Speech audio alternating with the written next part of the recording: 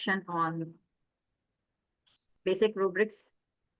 And rubrics can make our life easy. I'll try to show you that we already have this problem with the students that they are not graded fair, and grade is something very important in FCC because there's so many components of grade, and particularly marking assignments is a challenge, and how to justify the students. So rubrics is something that help us in justifying what we are doing, and satisfy ourselves also.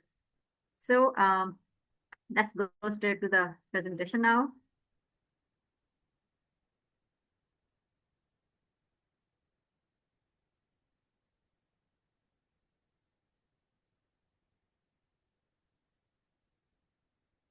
All right, so here's the slideshow.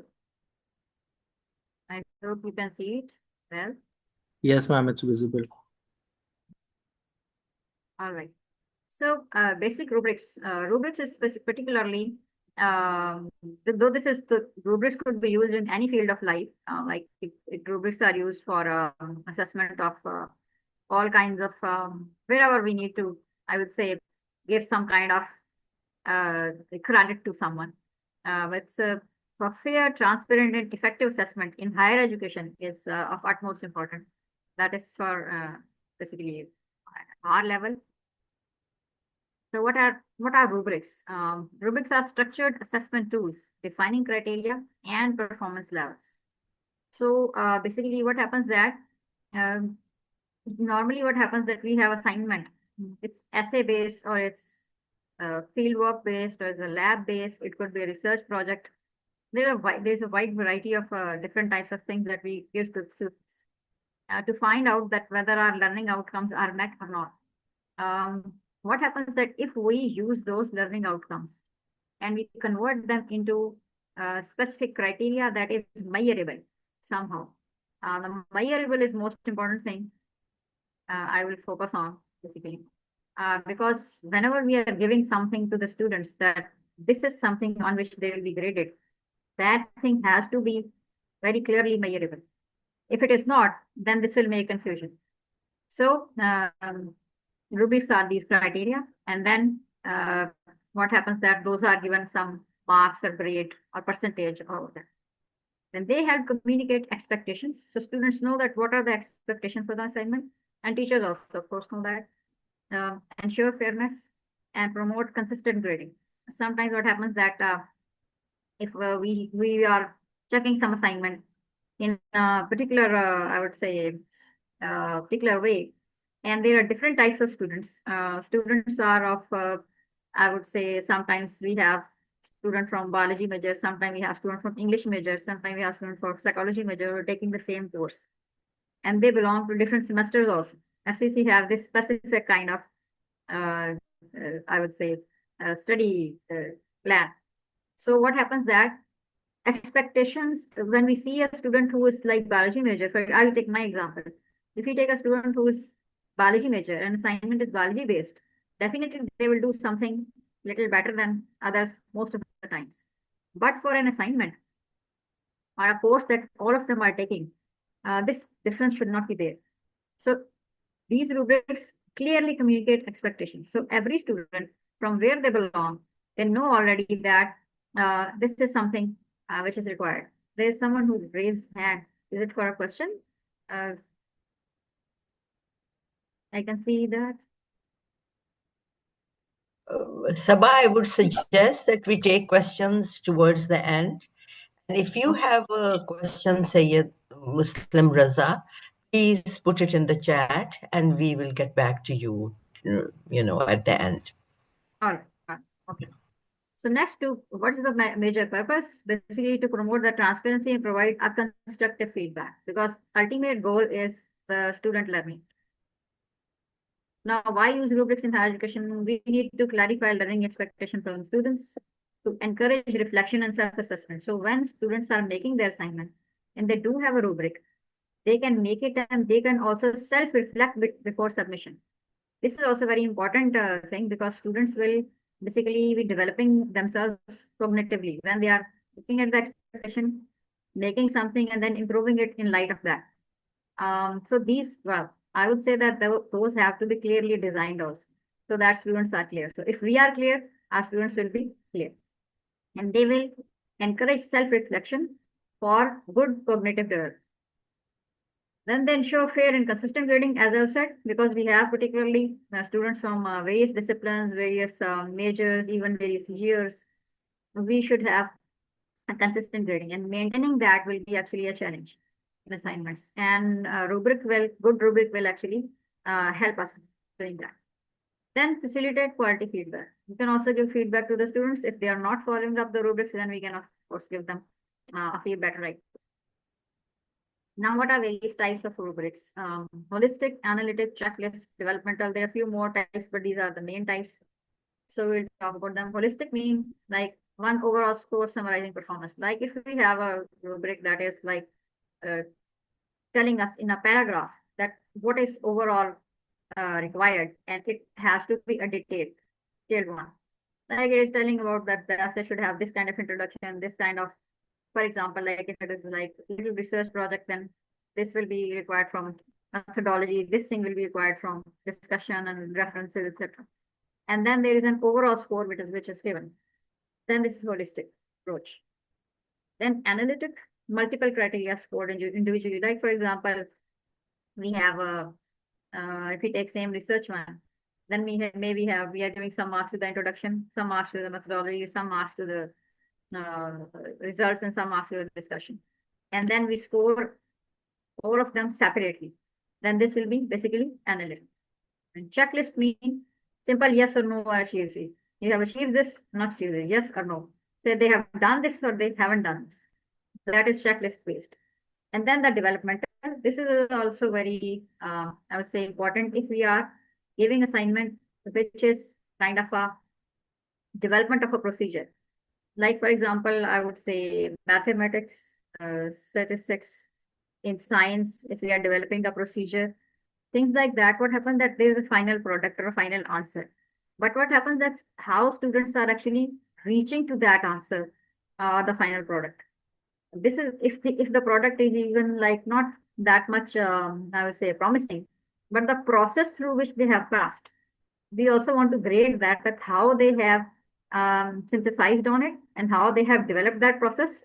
Then uh, we should also give credit to that rather than giving just credit for the final product. Because what happens that there could be some unforeseen circumstances and someone can't reach there. So the developmental rubrics actually um, take care of the steps also. So we have to actually select a rubric according to our assignment, its learning outcomes, and what are our expectations. Now, if we talk about the components, the generalized components of a rubric, though they may vary depending upon what kind of rubrics we have, but generally, number one would be a criterion. We have to decide some criteria, or like maybe a criterion, which are the key learning outcomes or skills. What skills should come out? And we want to see what are the key learning outcomes. What students have learned. That should relate to our the course learning objective, SLO, etc., or student learning objective, SLOs, and then also maybe relate to the program learning objectives ultimately, finally. Then the performance levels. Okay, ranges like, for example, excellent, good, fair, needs improvement.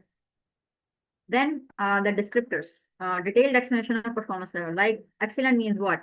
Excellent means, for example, if I take simple example, like if it is about literature, then it is relevant. I would say relevant and recent. Excellent. I would say relevant but not recent, or recent not relevant. Or next level, go on. We can talk about further levels. It depends upon us that how many levels we are taking for this. So descriptors mean that explanation of each level. Excellent mean what? Good mean what? Fair mean what? Needs improvement mean what? So students are clear about that, and we are also. Then the scoring scale. We can also give numeric scale. Preferably we should, because we have to grade it ultimately in numbers. So numeric or qualitative. For example, excellent mean like 5 marks. Good mean, for example, like 4. Fair mean 3.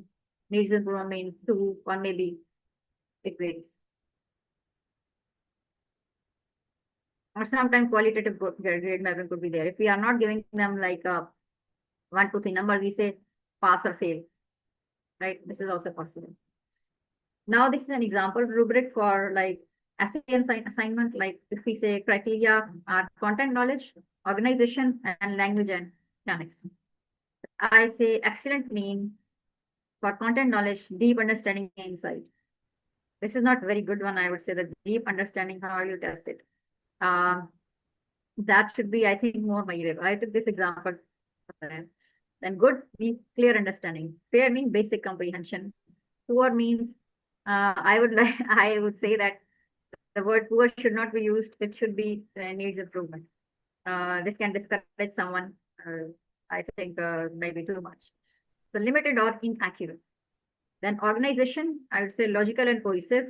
This is very generally clear, somewhat disorganized, lacks coherence, etc., etc. Now, what are the steps to create an effective rubrics? How we should do that? Identify learning outcomes to be assessed. The first thing that we have to see is what were the learning outcomes? What do we expect from our students to do for this particular assignment? So it means that assignment should also be very thoughtfully designed according to our learning outcomes. Second is select rubric type, which will be suitable. Like for example, for an essay, holistic assignment rubric would also work. If it has very clearly sections, like I would say the research project, which has introduction, results, discussion, methodology, etc., etc., then analytic would be good because we have to separately assess those parts. So we have to select the right type. Then define the measurable criteria. Important thing is this, that criteria should be measurable. This is something that we could clearly assess in the work of the student. And then the performance levels, like excellent, good, bad, yeah, or maybe 5, 3, 2, 4, etc. numbers. Now we have to write clear, specific descriptors. The thing that student understand and that is measurable, that this is something expected from them. I mean, this many words, for example, Sunny, for example, yes, that sorry? might be better. I haven't heard you for Is my the connection, I mean. There's a disruption, so I think is my Uh, video on? Dr. Sapex, it's perfectly all right. I guess, yeah, Dr. Daniel is also nodding his head. It's perfectly all right at our end. I guess it's Dr. Zia's internet. Oh, I stopped the video, so by the way. All right. Okay, great. Okay, thank you. All right, so yeah, we were talking about Thank you. that. Yeah, so we have to define measurable criteria and performance levels. Then write clear specific descriptors. So description should be very clear for each criterion. If it is not clear that what do we mean by excellent, what do we mean by good, if these are clear, then students will also be clear, and we will also be when we are checking. Then we could do a pilot test and revise after the feedback. So we can also test it with the students, like give it to the students like within the class and ask them to do so, and then just test it and then compare. We can also revise feedback, like we also sometimes take feedback from the students on the rubric and discuss the rubrics with them and then give it to them. Maybe we can also incorporate their suggestions, because when we are looking something from students' perspective, it's really different. Okay, then just a brief idea, like my view, like criteria should be measurable. The important thing that I consider is it should be measurable. It should not be very subjective. Keep descriptors clear, specific and observable. We should share rubrics before students begin the assignment. So if they have done it already and in between we are sharing the rubrics, that create trouble. We should share it on like Moodle in a message or email or whatever, but that should be shared with them in between, like before starting the assignment.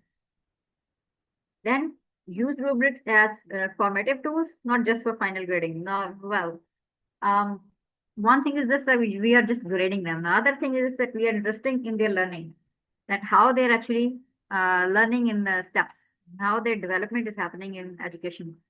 So we should use the rubrics that they actually learn whatever they're doing properly, and just not do for giving a grade. So we should actually be, I would say, more creative in doing that, and also look the things from students' perspective also. So what are the benefits briefly? For teachers, faster, fairer, and more consistent grading. For students, there are clear expectations and better feedback. So later on, they couldn't make lame excuses that they didn't know this and they didn't know that, and they could perform good. Then they encourage accountability and quality improve. Definitely, when the students are knowing the expectations, they will be, I think, they will have to behave little more responsible. So it encourages accountability, and with a little sorry to say that some teachers also takes these assignments easy, and they should also don't do that. So when there is accountability for both teachers and students, that will be a good benefit. Something good about it. Then what are the generalized application of rubrics in higher education? Though there are so many, but a few examples like essays, essay-based assignment, research papers, which are not only part of the, I would say, any course, maybe separately like a seminar paper or what, oral presentation, posters, the lab reports, practical assessments, group projects, peer evaluations, could be developed for anything where we are assessing. Now, how AI can help us basically, I would say this will save our time. And we can, of course, utilize that time in further development of more course content. So AI tools basically could be used for, I would say, assessing or grading things or helping us in grading things in various ways. Like, for example, auto grade, like a grammar checker, like a rubric generator. Like if we get an initial rubric idea, we can, of course, build on that. And essay assessor even is there now. But we will briefly talk about Moodle because we have this. Many of these tools are paid, and people use them, but mostly their payment is pretty much. So I would not talk about those tools, but we'll talk about just Moodle. And also this ChatGPT, or maybe these POE, which have many things like this, Copilot, you can use. I just took one example of a rubric for my very little lab assignment, or I say precisely field work to my students. So we had a day off, and I was thinking that how should I keep my students busy in a lab time, or a field work time? That is a lab work or field work. So since they have done a campus survey on animals, I gave them a little interesting mini survey. Animals present at home. So which animals they could see at their home, and can they identify them? Can they observe them, and like that? This was in the assignment. Then I have put all this information into ChatGPT 5, and though this is a paid version, and I have asked it to generate a rubric without giving any further modification. This is the rubric I got. So you can see that it says that like accuracy of animal identification. So excellent. 4 points means species correctly identified with both common and scientific names. Accurate is the classification. Good. 3 points. Mostly correct, but some errors are there. Satisfactory, some correct and many errors. Needs improvement mean many misidentified, unclear, and incomplete, and many more. Now I have this basic idea. I can build on that. It gives me, I would say, many criteria, though I had some other criteria also in my mind. I can actually use this basically to save my time. Oh, okay, this is something that didn't pop into my mind, and it is here. And that is good, really. So you can develop basic, or I would say sometimes even advanced rubrics, very measurable and good ones. As you can see, this first one is pretty measurable. That students have identified almost all species, mostly correct, some minor, some correct, mostly incorrect, or maybe majority incorrect. This is very measurable. We can easily assess that in a list of animals that are present in a house. So we can actually get a very good starting point, but we have to give the right prompt to it. And after that, we can get this reach there, and then we can modify it accordingly, according to our learning outcomes and our needs and our assignment. This is an idea that we can generate different types of rubrics. You can see it is 4-point rubric and it has 4 levels also. Now rubrics in Moodle. I would take it brief. I didn't want to take kind of extra time. Sometime we should leave for discussion. So what happens that in Moodle, I am now I am not sure that if the new faculty is pretty aware of the Moodle or not. Or should I just tell about the rubrics part and the remaining thing I leave to the Moodle basics or like that? I think you just leave Moodle for now because we couldn't carry on the Moodle session. So we can always sort of add it in advanced rubrics, which I'll rope in Daniel to do. And so he will have to cover that up. Hello, Daniel. So get ready. Okay, Sabha, great. continue, please. That's great. So Yeah. I am just telling that the assignment and how we can generate simple rubrics in Moodle. I can also demonstrate that after showing this video that what is actually done, what is the final product, the steps I can show in the other. So what happens that whenever we design a Moodle assignment, we have this option of advanced grading. Advanced grading. And when you go to the advanced grading, you will see a set of criterion. Like you will see these two, like if we didn't have any form, then this will say develop a new form. We go to the new one and we'll have this set one side. We have to decide about criteria. I have decided this, this, and this. And after that, what are my levels? This one, you can type in your levels and then your expectations here. I kept it very simple for actually, I would say time constraint. Very quickly, I have to do it. This is not my actual rubric. This is just for a test. I hope my students haven't seen it yet. Otherwise, there'll be a trouble. So we will have all these sections empty and all these sections empty.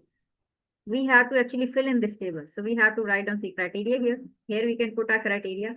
On this side, we can type in our points, like say 0 point, 1 point, or 2 points.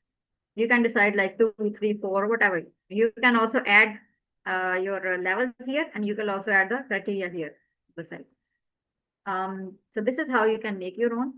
And after that, when you are checking student assignment and you open the assignment in a new window, you will see something when you go to the grade, you will see something like this.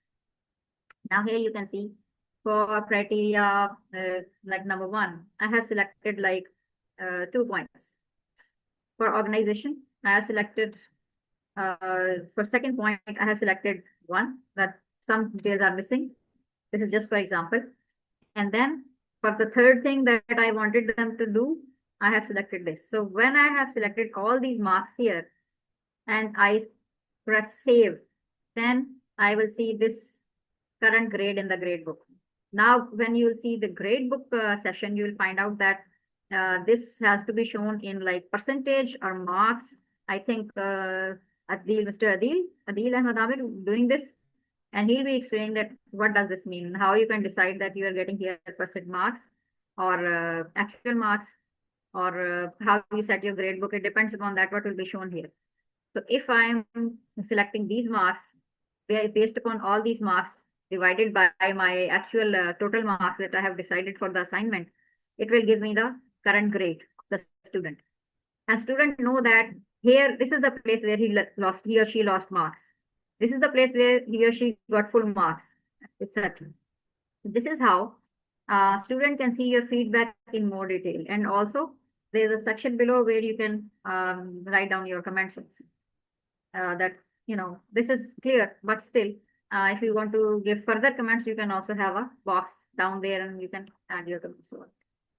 So this, I can also demonstrate that in Moodle if I don't know or have time or not. Sorry. So this is how you can use Moodle, and you can check the Moodle assignment based upon the rubric.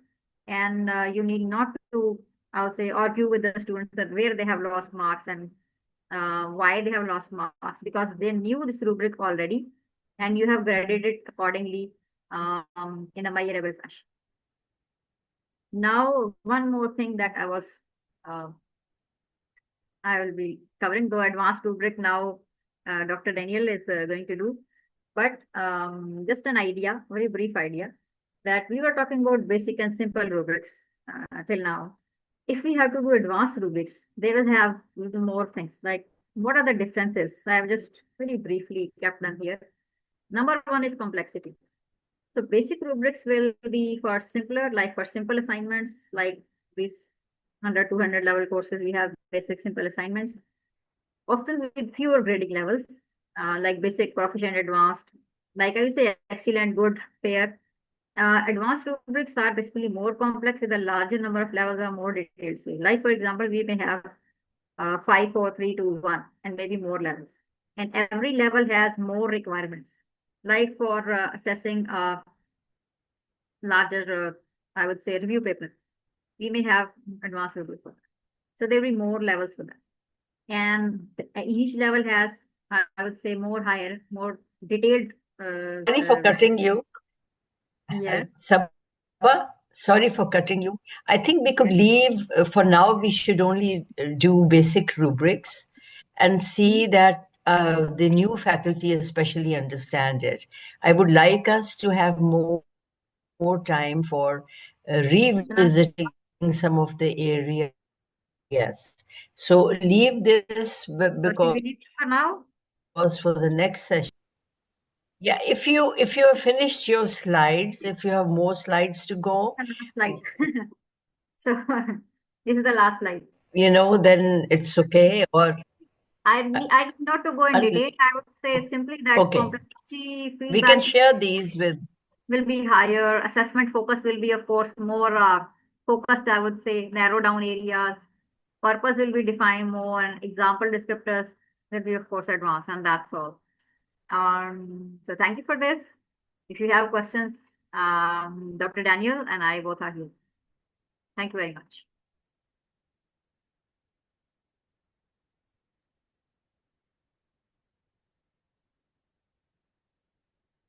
Yeah. So here, Dr. Daniel, who's the expert, obviously, I have just done it for the first time, so I think for question asked, You would can pass. Sama, you did very well. So thank you. Thank you so much, Sabha. So questions, please. If you put them in the chat, we haven't seen any questions in the chat. I'm wondering if you have understood what is a rubric.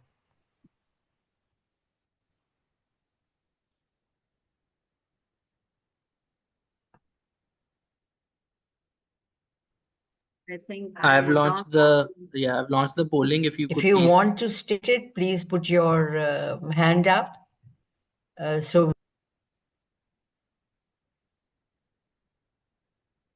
if there's a 90%, not all are participating, so that would help us know if you have understood what we just went through. Can there be a I think the rubric and the need for rubric was amazing. Meena.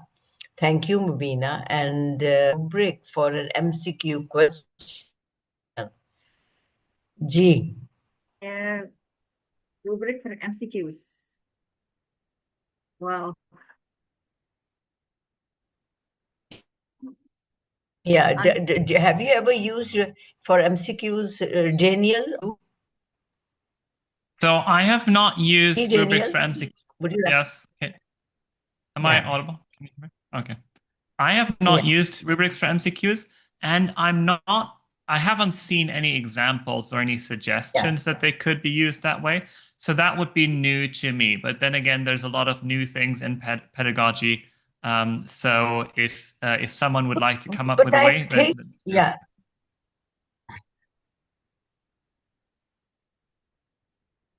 Well, I think MCQs. I would like to add that by nature for qualitative or value to the assessment. The way you have put up the MCQs, you will get either it will be a right answer or a wrong answer. You do not, nevertheless. So the values are not required, and I don't think a rubric is the right way. You'll be to go about doing grading your sort of MCQs. Depends on the quiz type. I think that MCQs G. are already, we Yeah, have options. they are already yes and no, There or are tick yes or and no don't kind of tick or options. three. So Yeah, yeah. I don't So think and there's no digital yeah, rubrics. yeah, I agree. Yeah. Any yes, please, Firasat, can you open your mic and if you want to speak? Gohar, please let her unmute. Ma'am, I've shared the rights. Okay. Thank, Firasat, you cannot, yeah. thank you, Dr. Ruxana. Thank you, Dr. Sabah, for a wonderful presentation. And Daniel, Daniel, I would like to ask you a question related to MCQs. So I'm teaching a course, a 400 level theories course that I have been teaching now for past 2 semesters. And in my experience, my students do not do well in MCQs. I understand that technically there is no rubric, but I just want your suggestion. How do you think, how can I make my students do good in MCQ questions? What I do is I always have a day before exam where I do a preparatory session, which means I help my students prepare for exam. And I also tell them about POE, process of elimination, that is frequently used in MCQ based questions. And in my experience, they are really good, especially in assessing students' understanding of theoretical concepts. They tell me that they find options very confusing. I tell them to choose just one best answer. And they tell me that they find them very confusing. And the majority actually, so let's say if I give them an exam which is of 20 marks, so majority of them cannot go beyond 15 marks. Thank you. That's a really interesting question. I have very little expertise when it comes to MCQs. I recognize that that's sort of an art in itself, writing MCQs, and then also taking MCQ quizzes and exams on the part of the students, of course, is a little bit of a skill. So it sounds to me like you're doing already all the right things. Dr. Oksana, do we have an expert on MCQs that might be able to shed light on this? What I know is, I think Adil covers it. I think Gohar isn't it so? Adil Amir. Yes, He ma'am. covers it Dr. in Adil. his yes, in He'll be assessment talking set. in the session on Friday regarding Moodle quiz as well. I Yeah. think in MCQs, we can select multiple options, multiple choices, and we can give percent marks to them also, like 50% to one answer and 50% to another answer, or maybe two are correct. This is also possible. We have these privileges in the Moodle. But I also haven't tried it because students already are confused on MCQs. So, but you can select multiple options if you want to. If Possible. Moodle. Yeah. If I might add one more thought, one context where I've seen MCQs used very effectively is for team-based learning. And of course, some years ago, this was way back in, I think, 2018, we had someone from Dr. D. Fink's organization who showed a different use of MCQs. I think that was individual, where you sort of scratch this thing and then you sort of see your answer. That's another thing. But also team-based learning, often we use MCQs where like students are discussing together and then they're deciding on the right answer.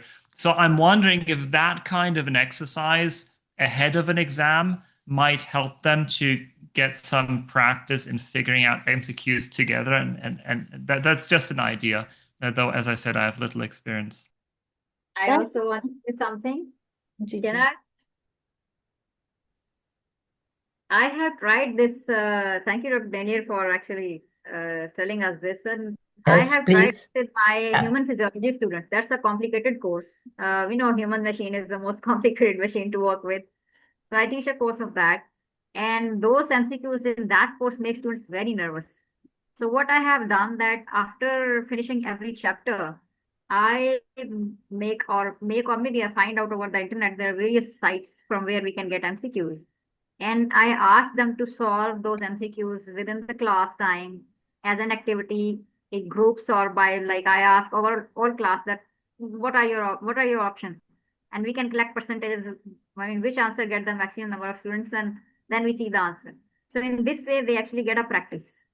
This method is very useful if they get a practice session for those MCQs, and they perform better on exam if they do it. So I think this idea I have tried in my class and is very successful. That you give them MCQs from various sources, maybe you design them and ask them to solve in groups, or maybe the whole class altogether do it. This helps them if particularly course is complicated. Yeah. Would you like to sort of share your experience among the faculty? We are all learning together. I always join a session and I learn something new. And so if you would like to share some of your practices, we have time, we could hear you out and learn something from you. May I add something, Dr. Ruxana? Any takers? Please, Farasat. Acha, Sabah and Daniel, I actually, when I'm designing my exam paper, I spend considerable amount of time developing MCQs. And those of us who have actually developed them, they know like it's really difficult. It takes hours and hours. And I kind of designed two exam papers. One of them is mock exam that I give them a day before exam. So it's kind of I don't I find it really sort of sometimes upsetting when students cannot do well despite all these efforts. And they come to me with complaints that, well, answers are all very confusing. So how do we? And I tell them that, well, they are confusing on purpose because the idea is to assess your understanding. And yeah, so I made them confusing on purpose. So, but well, I want them to do good. I want them to do well in exam. And I just wanted, thank you for your feedback. I also wanted to ask Daniel, thank you, Sabah, Daniel, that Can I if say you something elaborate more on the on idea this? of Gigi. There's a very little tip that is for most of the GRE exams on GRE subject in particular for the students. And I give always that tip to my students. Say, don't do inclusion method. Always do exclusion. You see, this is the answer which is not possible. You exclude it. Then you go to, only if there are four answers, you go to the remaining three. Now focus on these three, which is not possible. So if you do by exclusion method, you will do better. And generally students follow this and their feedback is that I mean, it's better method to actually solve this. Like exclude the answers and see this one is the only one which is possible. I mean, for particularly confusing MCQs. Thank you. I also have same thing in my human physiology course because that is a tough course and syllabus is very long. Yeah. And students also find MCQs very confusing. But that's why I give them practice session. Then I ask them to use exclusion method, not inclusion. I see. That's from my side. Like that's my idea, my practices. Thank you. Thank you, Dr. Dr. Daniel. You say exclusion method. Can you give an example? I think she's talking about process of elimination, Dr. Zia, where Dr. Sana, where you keep eliminating choices that seem But irrelevant. you give an example. There are You closer say an choices. exclusion method. Like Dr. Daniel Yeah, can I know. I know. in this. Yeah. No, I just wanted to. Okay, let me think of an example in the meantime. Daniel, have you something to add? Yeah. No, I agree with what was said by Prasid and Sabah. Yeah, that's. Yeah. I think that was very good example, Firasat, that you talked about practice. And that's a practice that will take time to happen for a new faculty. So a message from CLT to the new faculty is, do not think if you're doing something that you are not doing well. If you pick up anything, one thing even to change in your course and your teaching, you're on the way to self-directed. Every time the PowerPoint will be shared with you. The recording will be shared with you. You want to revisit a point, do go back and see, oh, I don't do this. And so that will be good enough. Just to say that again, that Moodle will be held on Friday, 1 p.m. So new faculty are definitely expected to join, but I do see that there are more today, and we are very, very happy to welcome you. I think new faculty are less than 15 that joined this year. Gohar, is that so? Yes, ma'am. Around 10 to 12 new faculty members for fall Yeah, 20. so you can see that there is a big take for rubrics, and rubrics is one of the best ways of for transparent assessments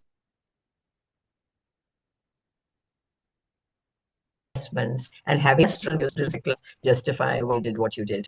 So I see that there are no more questions. Our gallery seems to be satisfied. That makes us very happy. Maybe also, Gohar, please put the website Spring Online 2020 website for you can have a look at it, and you have a brief on a CLT brief on rubrics, which includes both basic and advanced. But I would suggest start slowly with basic rubrics, and you will automatically move on to better rubrics with time. There's a very good CLT Anything rubrics, and I think that you'd like to say for closing? Or Gohar, we have to say. Okay. There's a very good brief on rubrics, which Goha will share So we'll the CLT brief on rubrics. That will be very helpful. And I think Gohar may have shared it. Yeah, there it. If not, please. I would. Yeah. Yes. I'm just sharing it. Gohar has shared the website, which includes many other things apart from rubrics. Yeah. Share the rubric. What I am going to say is that only don't confuse yourself by looking at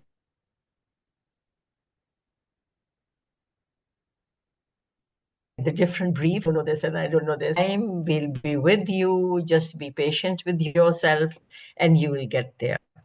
Thank you so much. G. Daniel, special thanks to you for joining. As for the Q&A, especially in Sabah, first time or no first time, you have done great.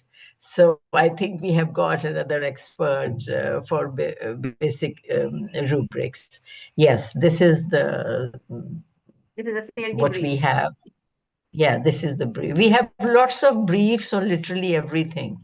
So do have a look and only pick up the ones you want to really change in your teaching. Thank you so much. I'll bid you goodbye from all of us. Thank you, Gohar. Okay. So Daniel, get ready for the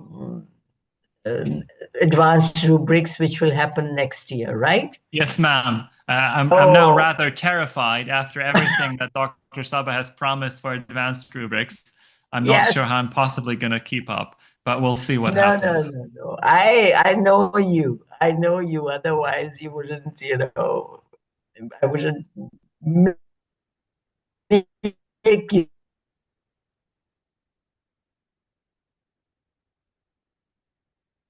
you do it unless I know you do it very well. It is officially closed. We were just having gupshup now. If you want to say something to each other, lookups would not be a bad idea. Thank you, Sabah. Thank you. And thank you, Firasat, for your comments. Thank you.